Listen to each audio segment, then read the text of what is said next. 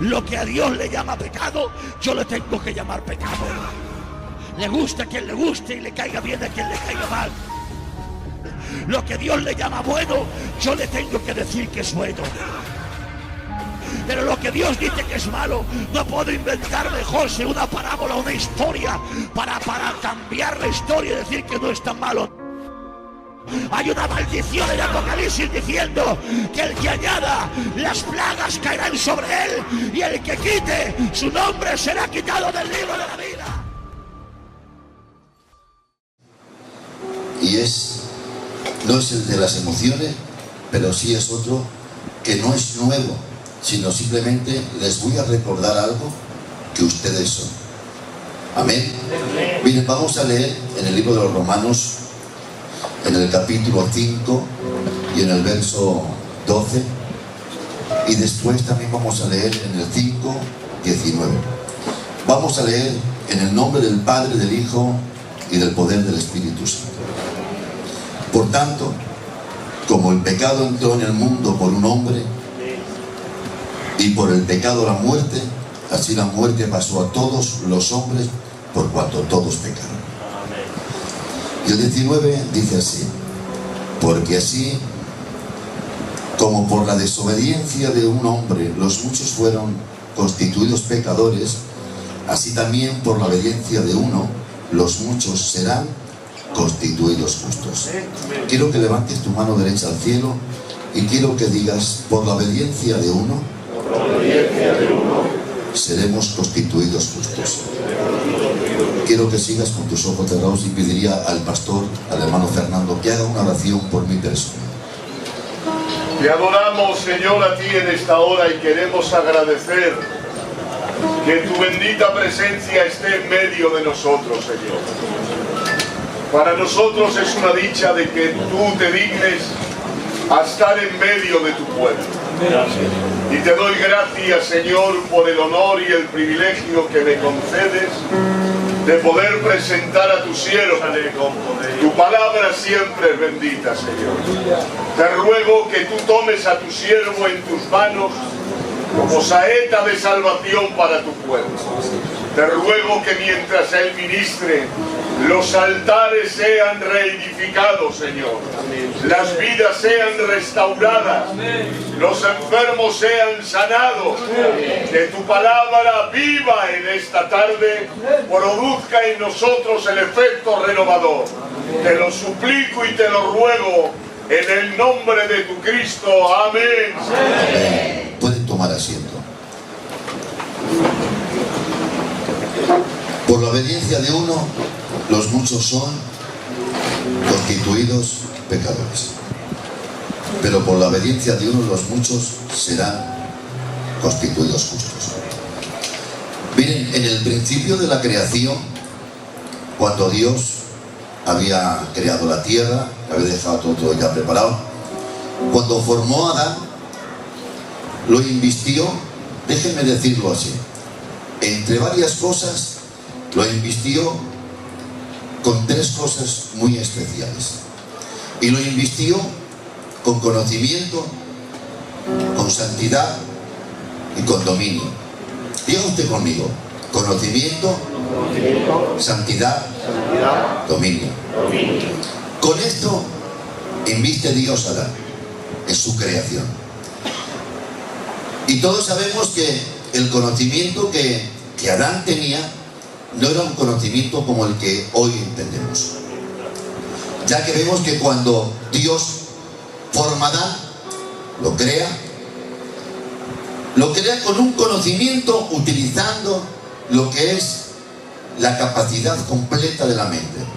Sabemos que hoy creo que debe estar más o menos sobre un 10% o por ahí, pero aquel que se va de las manos ya. Luego vemos algunos como yo, que a lo mejor tienen un 1%, y luego hay otros que no tienen ni el 1%. Pero vemos que este hombre tiene una capacidad completa de un conocimiento terrible. La Biblia no dice nada, guarda silencio. Pero yo quiero imaginarme que alguien que lo ha creado Dios, que cada tarde la voz de Dios se pasea por el huerto, quiero creer que este tenía conversaciones con Dios.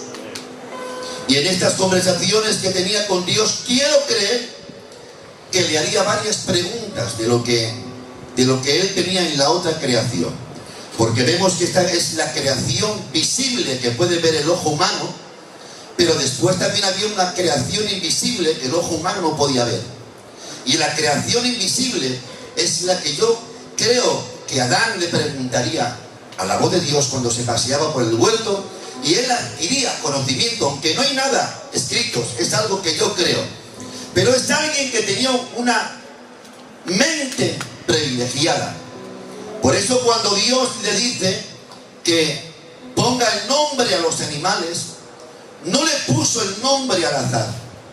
No es que pasara en aquel lugar el elefante y le pusiera elefante por ponerle elefante, o que pasara la cebra y le pusiera por nombre cebra porque tenía dos colores y dijo le pondré cebra y ya está. No, Adán tenía una capacidad al 100% y él conocía el carácter de cada animal, conocía cómo era cada animal. No, aún no tenían nombre, pero él ya empezó a conocer todos los animales y Dios le dio esa capacidad. Por eso cuando la cebra pasó por delante de él, él le dijo te llamarás cebra porque te conozco y sé cómo eres y sé que es el nombre que tienes que tener.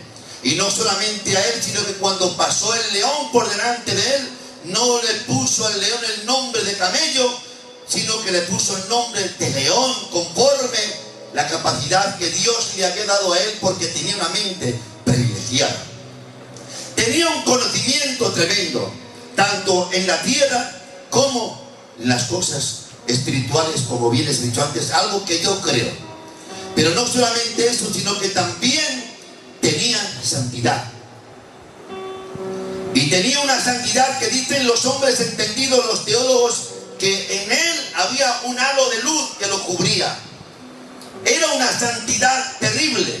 No es una santidad como la que hoy podemos conocer y hasta dónde podemos alcanzar, sino que Adán, en él no había ninguna maldad, no había pecado, y entonces él, como he dicho, se paseaba cada tarde con la voz de Dios y era una santidad perfecta. No era una santidad fingida, no era una santidad aparentosa, sino que era una santidad genuina, una santidad de verdad, una santidad que le permitía caminar y estar con la voz de Dios. Hoy nosotros hablamos de santidad en varias ocasiones sin saber lo que es la santidad. Hemos oído hablar de la santidad, intentamos imitar la santidad, pero hay quien no sabe lo que es vivir en santidad. Caminar en santidad no es venir a este lugar y simplemente traer una Biblia y ponerte encurvado, poner la voz muy dulce, cantar suave o portarte aparentemente delante de la gente bien. Esto no es santidad. Cuando hablamos de santidad, en la Biblia está hablando que es apartarse, consagrarse y dedicarse para Dios. Y hoy necesitamos una iglesia que camine en santidad, que vive en santidad, que piense en santidad, que hable en santidad, que se vista en santidad, que se comporte en santidad, que sea santidad, y no una santidad fingida, sino una santidad de verdad. Por eso la santidad que hoy nosotros debemos de aprender a lo que no es la primera que te da Dios, que la posicionar. No, la santidad que yo les estoy hablando es la santidad progresiva. La santidad progresiva a veces duele, porque la santidad tiene un positivo y tiene un negativo. La santidad en lo negativo es que te tienes que separar de las cosas del mundo. Tienes que abandonar los deseos de la carne. Tienes que perder cuando en la carne tienes todo el derecho. Tienes que perdonar aunque te duela el alma y el corazón. En lo negativo es como una pérdida. Pero cuando hablamos de lo positivo, es que cuando tú perdonas, descansas y sientes a Dios. Cuando tú te comportas y te mantienes y te apartas de las cosas de Dios y vives en santidad, como es la santidad genuina que Dios te manda, entonces es cuando tú puedes vivir, caminar, hablar y expresar lo que es la santidad. Cuando alguien se aparta, cuando alguien se consagra y cuando alguien se dedica. Hoy yo venía hablando varios días en mi iglesia y en varios lugares que estamos a veces predicando o compartiendo algo, y hoy vienen a las iglesias y no les enseñamos lo que es la santidad, porque no les decimos que se tienen que apartar, que se tienen que consagrar y que se tienen que dedicar. No, vienen a este lugar, si son cantantes al siguiente día están cantando, si son de otra cosa están ahí puestos en otros lugares, aún no han conocido a Dios y están ocupando lugares santos en las iglesias y aún no saben lo que es Dios, pero los lugares santos solo lo tiene que ocupar la gente que es santa.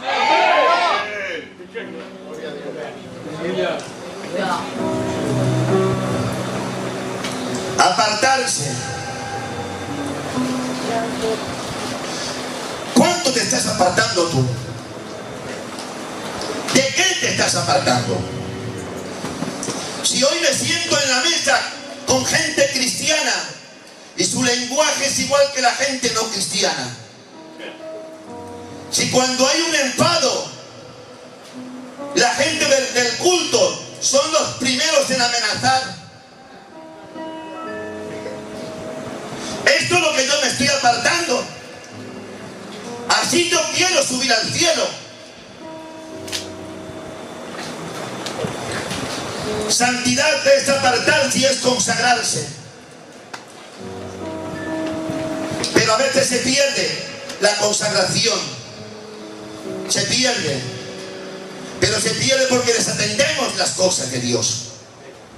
Hay un pasaje en la Biblia que a mí me encanta y me rompe el alma. El libro de Ageos me entusiasma, porque aparece Dios y viene hablando y le dice al pueblo, le dice: examinad bien vuestros caminos, pues solamente os estáis preocupando por vuestras casas artesanadas y la casa de Jehová la tenéis abandonada y desierta. Examinad bien vuestros caminos, dice el Señor.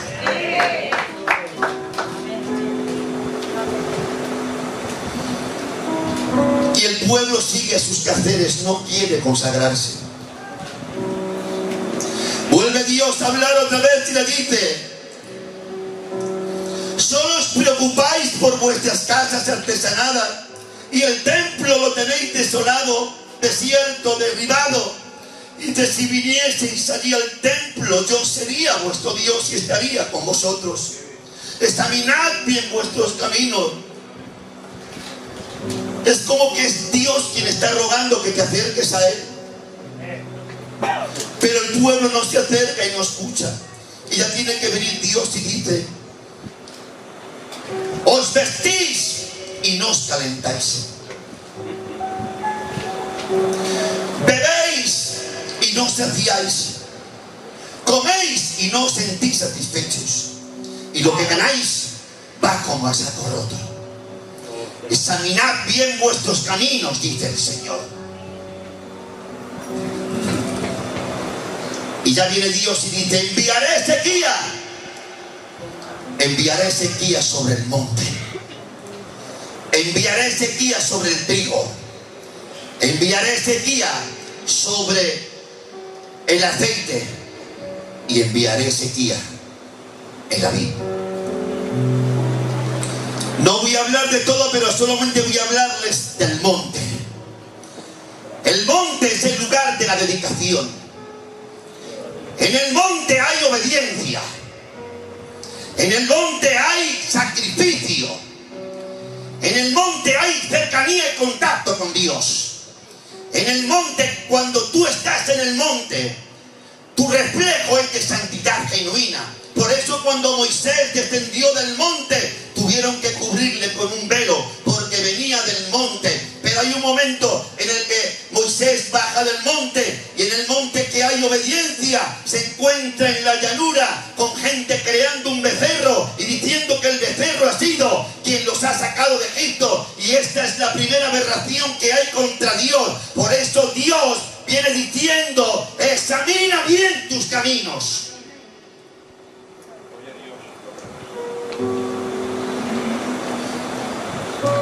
Es apartarse, consagrarse y dedicarse para Dios. No es venir a este lugar como una simple reunión porque viene mi familia. No. Hay lugares que frecuenta mi familia que yo no quiero ir. Amén. Señor. Muy bien. Y usted tampoco debería de ir. Pero a este lugar se viene a rendirle homenaje a Él. A este lugar se viene quebrantado del corazón.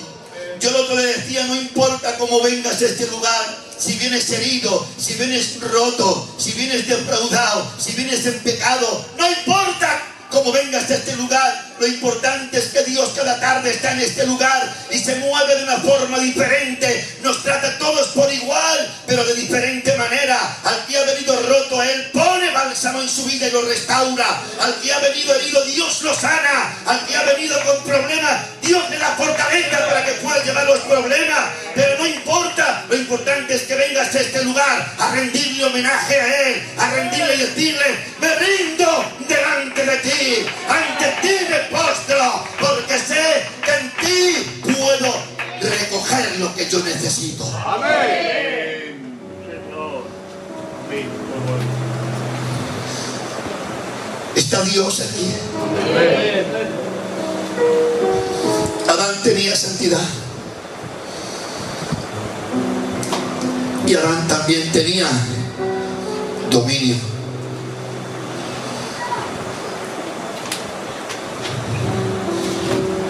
¿Saben que a veces perdemos el dominio? Amén. Si pierdes la santidad, seguido pierdes el dominio. ¿No te has encontrado con alguien que se te encara? Y encima sabiendo que le vas a ganar. Porque cuando sabes que te ganan, pues a lo mejor te apenas un poco. Pero cuando sabes que le vas a ganar y te quedas mirándole y le dices: vale, hombre, ahí está el dominio. Ahí está el dominio. Y aunque te haya hecho daño, seguido vas y le hablas. Porque tienes que hablar aunque te hagan daño, aunque te hieran. ¿Saben que si no perdonas, Dios tampoco te perdona a ti? Lo dice la palabra de Dios. Por eso Adán tenía santidad, conocimiento y dominio. Ahora era pecado. Él peca y como cada tarde aparece la voz de Dios. Yo no sé si usted ha parado a pensar en el primer sentimiento de Adán, de culpabilidad, de vergüenza. Porque cuando él pecó, lo primero es verse desnudo, dice la Biblia. Y se vio desnudo. E intentó hacer sin delantal, dice la Biblia, con hojas de higuera.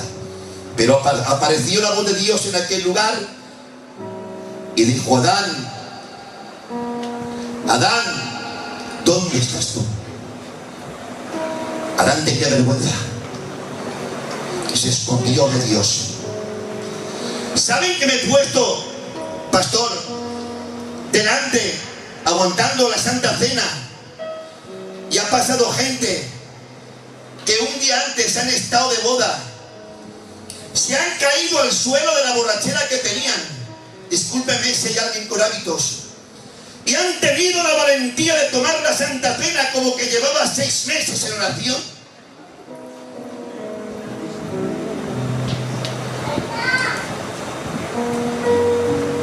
Hay que tener vergüenza delante de Dios cuando uno peca. No es decir porque yo peco me voy y abandono, no.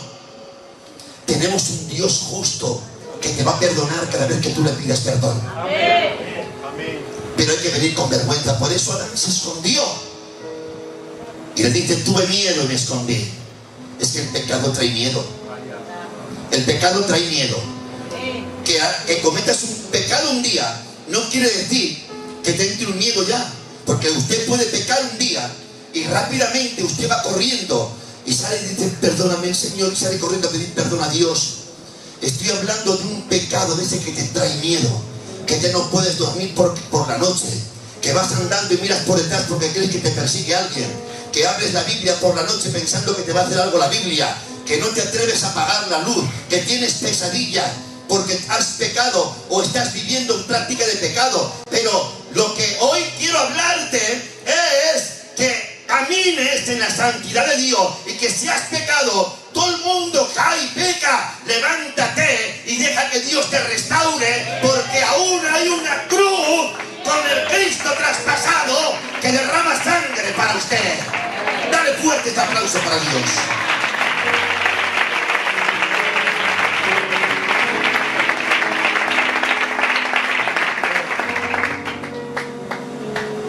Tuve miedo y me escondí. ¡Qué vergüenza! ¿Se imagina usted? Llega Dios y dice, Adán, te tienes que ir al huerto. ¿Qué hace? ¡Qué vergüenza! Y Dios lo echa del huerto. Y ahora, de tenerlo todo fácil, que lo tenía todo bien en el huerto, se ha complicado por pecar, por desobedecer a Dios. Siempre que usted desobedezca a Dios, siempre va a salir perjudicado. Siempre. Siempre que usted desobedezca a Dios, siempre va a salir perjudicado. Usted dice, yo voy, y Dios te habla y te dice, no vayas. Y al final dices tú, no, yo me voy. Pues te garantizo que sales perjudicado. Pero cuando Dios te dice, no vayas, y tú dices, no voy, Dios te va a bendecir y no va a haber ningún prejuicio en ti. No vas a ser perjudicado para nada. A veces Dios te dice vete, y no te creas que porque Dios te dice vete te va a ser todo muy fácil. Porque a los discípulos les dijo el Señor, id a la otra ribera, y se levantó una tormenta que rompía aquella barca. No tiene que ver nada. Simplemente es que cuando Dios te dice vete, no te preocupes por lo que pase, porque Dios está dentro de tu barquita.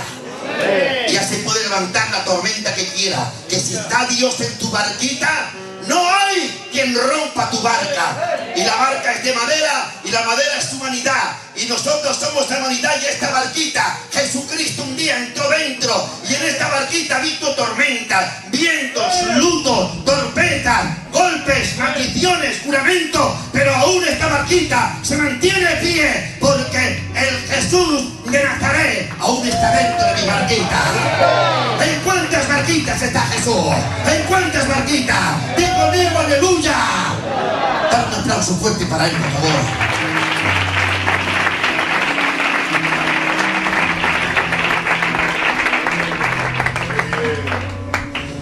Lo echan del huerto. Y cuando sale del huerto,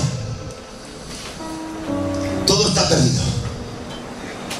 La santidad, el conocimiento y el dominio ahora se ha convertido en ignorancia, iniquidad y miseria esclavizante. Lo que él tenía.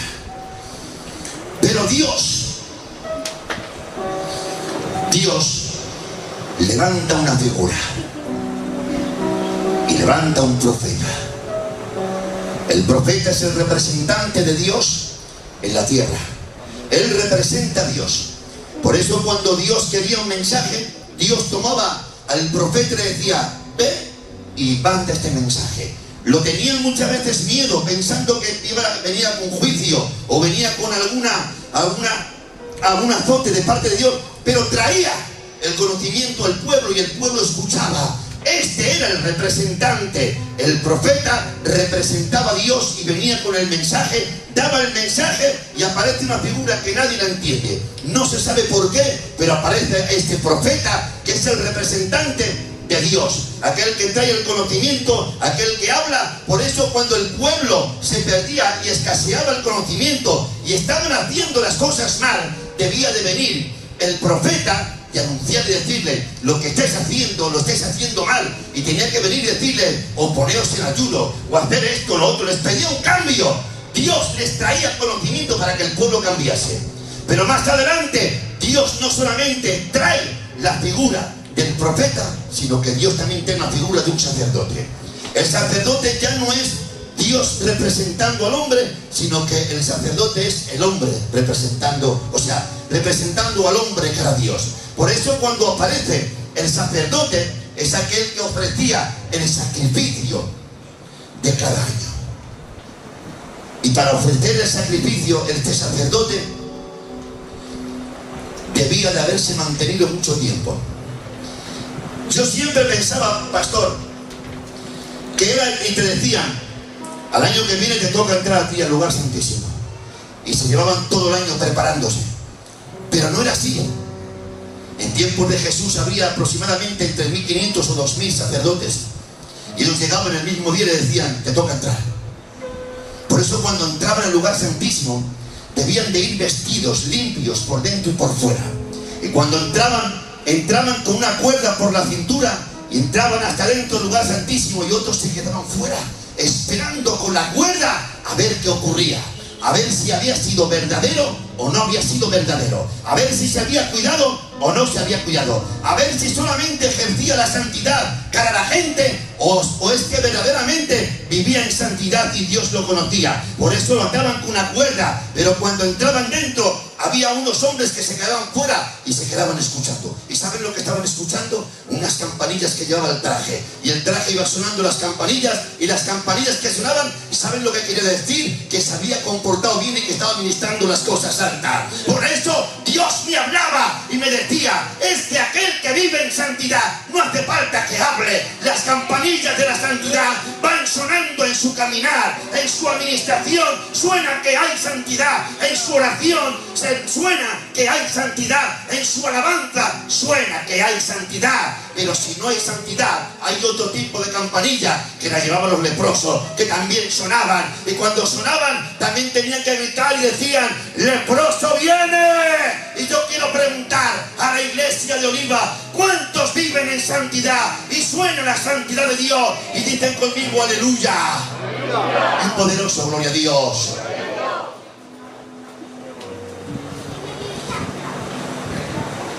Aparecen dos figuras, pero después aparece otra, y es el rey. El pueblo pide rey y les dice: ¿queréis rey? Ya sabéis lo que os va a conllevar coger un rey. Vuestras hijas se las van a llevar, vuestros hijos van a trabajar para él, van a tener que salir al campo de batalla. Vuestros campos le van a pertenecer a él casi todos. Pero el pueblo dijo: quiero un rey. Y apareció el rey. Y saben ustedes que el rey lo que quiere es abarcar el terreno, conquistar tierra. Esto es lo que quiere el rey. Si lo dejáramos así, Adán aún se queda perdido por la desobediencia de uno. Pero entre medio de una multitud,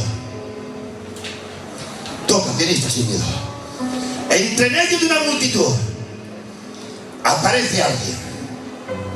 Y este alguien que aparece, el libro de Lucas dice que cuando él aparece dicen: ¡he ahí el profeta! Hablando de Jesucristo. Y tener ahí el profeta. ¿Por qué el profeta? Porque vino trayendo un conocimiento que todo el mundo desconocía. El pueblo ya había entrado dentro de las tinieblas y todos escaseaban y se perdían por causa de conocimiento. Pero aparece Jesucristo como aquel profeta que trae conocimiento para que el pueblo no se pierda. Por eso dice la palabra de Dios que Él no quiere que nadie se pierda, sino que todos procedan al arrepentimiento. Aparece Jesucristo trayendo el conocimiento al pueblo, pero no solamente aparece como aquel profeta que trae el conocimiento, sino que dice el libro de los Hebreos, y a mí me encanta, dice el libro de los Hebreos, dice: porque no tenemos un sumo sacerdote que no se puede compadecer de nuestras debilidades, sino que tenemos a uno que fue tentado en todo, que traspasó los cielos, pero que en él no hay pecado. Este es Jesucristo, aquel que fue aquel sacerdote que se hizo sacerdote por usted y por mí para poder interceder y mirar al cielo. Por eso hay un texto de la Biblia que a mí me encanta, y y a mí me desquebrajaba. Y yo le decía, ¿por qué, Señor? En la Biblia vemos que Jesucristo en el cielo como sacerdote se sienta. Y hay otro pasaje que dice, Cristo estaba como un cordero de pie, como inmolado. Y ahora yo veo y digo, ¿por qué? Como inmolado. ¿Por qué en un lado te sientas? ¿Y por qué en el otro te mantienes de pie? Y créanselo, que Dios me vino hablando al corazón y me dijo así, porque como sacerdote la obra ya está completa. Y cuando Él se ha sentado es la señal de que ha terminado. Y me dice, pero como cordero, como inmolado, aún se mantiene de pie, porque aún su sangre fluye, su trabajo no ha terminado, aún perdona, aún limpia, aún restaura. Esta es la sangre de Jesucristo. Da un aplauso a la sangre del cordero.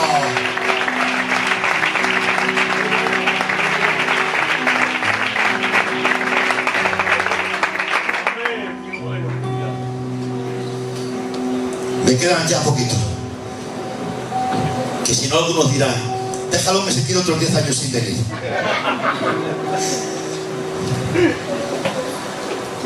Hay un texto en Apocalipsis que dice que hay un caballo blanco y alguien que monta en el caballo. Y dice que cuando él baja en su caballo, dice que en sus vestiduras aparece un nombre escrito. ¿Y saben qué nombre aparece en las vestiduras? Rey de Reyes, Señor de los Señores. Pero es tan bueno Dios y es tan verdadero que no quiere solamente que nos fijemos lo que es por fuera, sino que quiere que veamos que verdaderamente lo mismo que es por fuera también es por dentro, sino que más para abajo, según llega, Él levanta su vestido y en su muslo tiene el mismo nombre escrito, Rey de Reyes y Señor de los Señores. ¿Saben por qué? Porque nosotros debemos de parecernos a Él, imitadores de Cristo. ¿Saben por qué? Porque a veces demostramos por fuera lo que no somos por dentro. Y Él lo que quiere es que verdaderamente lo que nosotros somos por dentro también lo reflejemos por fuera. Hay un hombre llamado Urias que llega un momento en el que transporta una carta. Y la carta, él va gozando con su carta y se va al campo de batalla con una carta blanca con un sello real. Él no sabe lo que hay en la carta, pero es tan fiel y tan bueno que él va con su carta hasta el campo de batalla. ¿Saben lo que lleva en la carta? La carta por fuera era blanca con un sello real, pero por dentro tenía una sentencia de muerte para el mismo que la llevaba. Es decir, que no me sirve de nada ser blanco por fuera y llevar un sello real por fuera si por dentro tengo sentencia de muerte. Quiera Dios que en esta tarde los que estamos en este lugar, lo que somos por fuera también lo seamos por dentro. ¡Aleluya! ¿Cuántos aman a Dios? Y dicen conmigo un poderoso aleluya. Póngase de pie conmigo. Karen, pasa por aquí un minuto.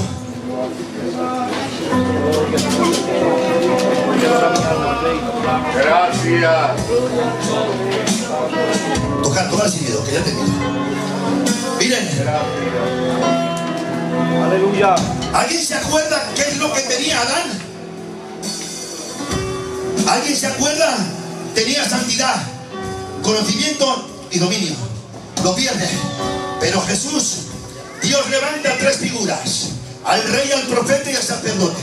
No se conforma con eso, que viene Cristo y conquista, y Él se convierte en el sacerdote, en el rey y en el profeta. Pero no se ha quedado así, porque lo ha conquistado Él. Miren, hay algo. En una ocasión, recuerdo, nosotros tuvimos un problema muy grave en mi casa. El hermano Fernando, y algunos lo saben, se llevaron a un hijo mío de la noche a la mañana porque les dio la gana. Se lo llevó la policía. Y llegó un día y Dios me hablaba así y me decía, lo tengo escrito en un papel en casa, me decía, Señor, hay cosas que por ley te pertenecen. Dice, te da igual que te portes bien que mal con ellos, te pertenecen tal y gratuito, hijo, no hay quien te lo quite. Y yo lo apunté y dije, por ley me pertenece, pero hay cosas que no te pertenecen por ley, pero por gracia sí. Como favor sí. Por eso Él, lo que Adán perdió, Él lo recuperó. Y no se conforma con eso, sino que ahora lo quiere compartir con usted, conmigo. Por eso dice el apóstol San Pablo que Él constituyó 5 ministerios. Entre ellos aparece el profeta, que es aquel que tiene el conocimiento. Pero dice, el libro de Apocalipsis dice, que por medio de la sangre de Jesucristo, por medio de su sangre, ¿cuántos hay aquí que han recibido la sangre de Jesús? ¿Cuántos?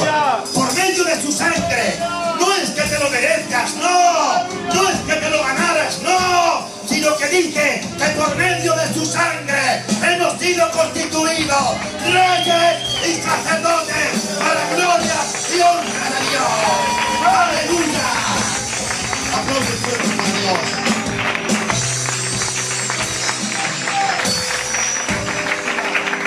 Aleluya.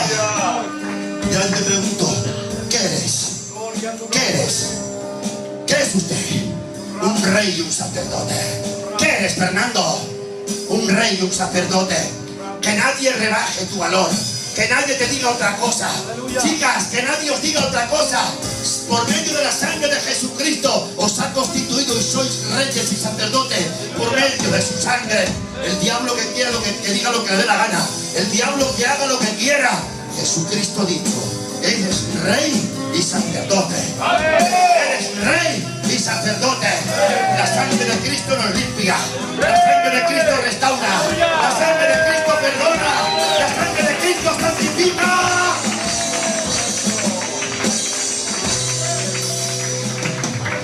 Es su sangre. ¿Cuántos están limpios con esta sangre? ¿Cuántos están limpios? Hay que tener miedo. Pregúntame a mí, que si estoy limpio. Estoy limpio con la sangre de Cristo. El diablo que me diga lo que quiera. Que caigo, claro que caigo. Que tropiezo muchas veces. Pero la sangre de Jesucristo está dentro. Funciona, trabaja, perdona, restaura. No te importe cuántas veces hayas caído. Quien restaura tu vida es Jesucristo. Él ha dicho que sí. Él ha dicho que vale. Él ha dicho que te perdona.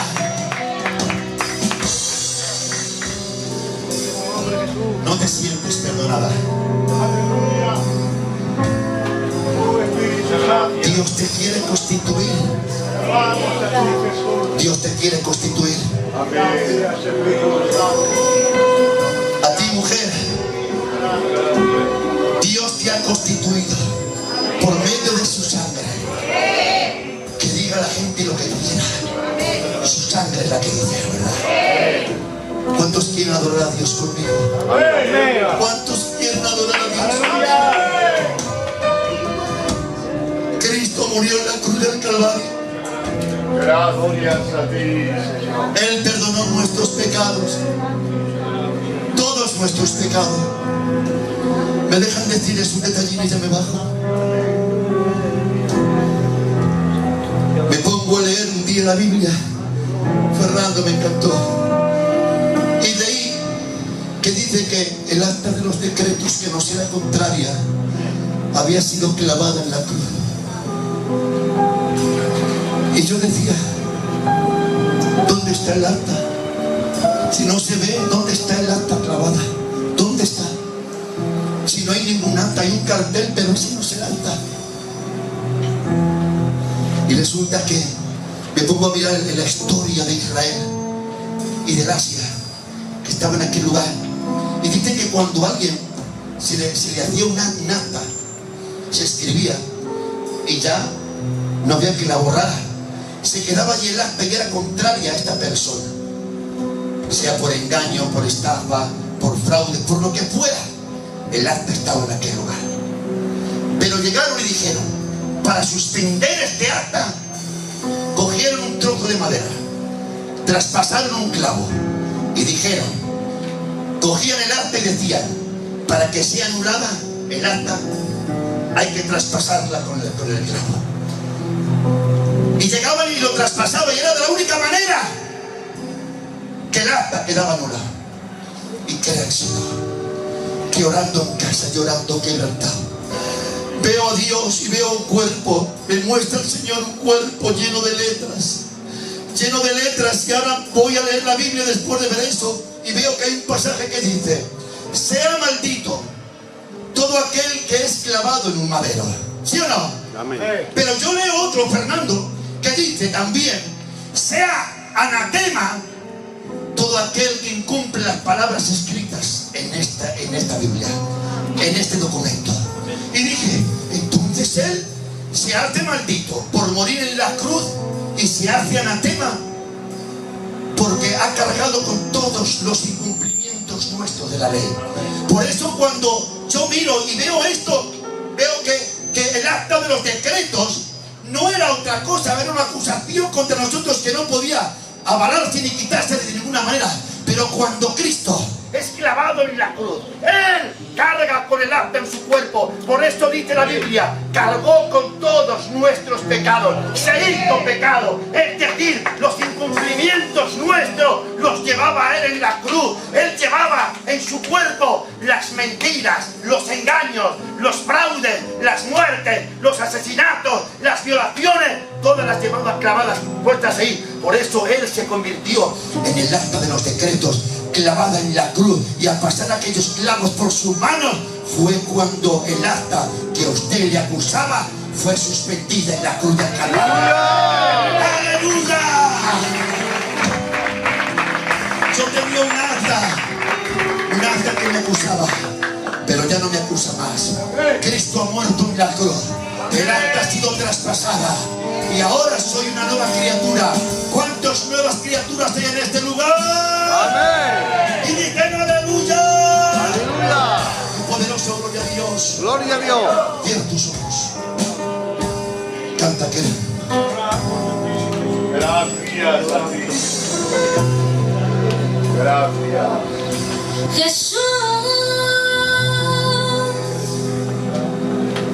mi vida cambió cuando te encontré. Aleluya. Perdida estaba Acércate a Dios, acércate a Dios.